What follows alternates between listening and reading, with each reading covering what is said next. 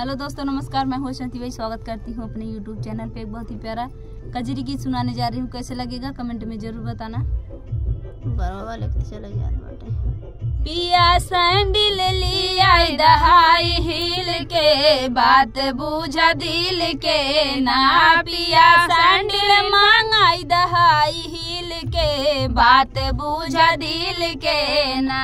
जबले सैंडल ना मंगाई बताबले जवन ना बनाईबे। जबले सैंडल ना मंगाई बताबले जवन ना बनाईबे। तोहरे जेवन उपे कर बहार ताल। पिया बूझा दिल के बात पिया ना। तोहर जेवन उपे कर बहार ताल। पिया बूझा दिल के बात पिया ना। पिया सैंडल मांगाई दहाई हिल के, बात बूझा दिल के ना। पिया सैंडल मांगाई दहाई हिल के, बात बूझा दिल के ना। जबले सैंडल ना मंगाई बताबले गेड़ुला ना भराईबे। जबले सैंडल ना मंगाई बताबले गेड़ुला ना भराईबे। तोहर गेड़ुला उपे कर बहार ताल। पिया बूझा दिल के बात पिया ना। तोहर गेड़ुला उपे कर बहार ताल। पिया बूझा दिल के बात पिया ना। पिया सैंडल मांगाई दहाई हिल के, बात बूझा दिल के ना।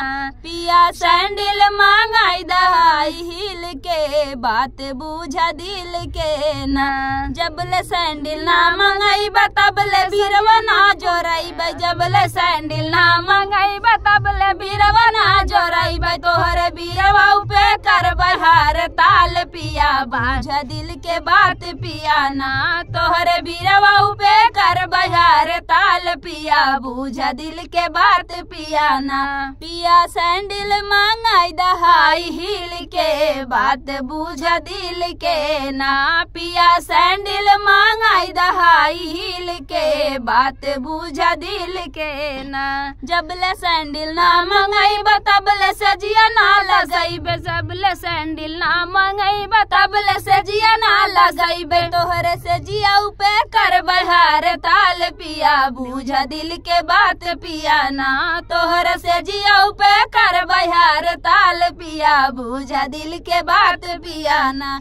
पिया सैंडल मांगाई दहाई हिल के, बात बूझा दिल के ना। पिया सैंडल मांगाई दहाई हिल के, बात बूझा दिल के ना। तो फ्रेंड, गीत कैसा लगा कमेंट बॉक्स बताना। फिर मिलते किसी नए गाने के साथ, तब तक के लिए बाय बाय दोस्तों।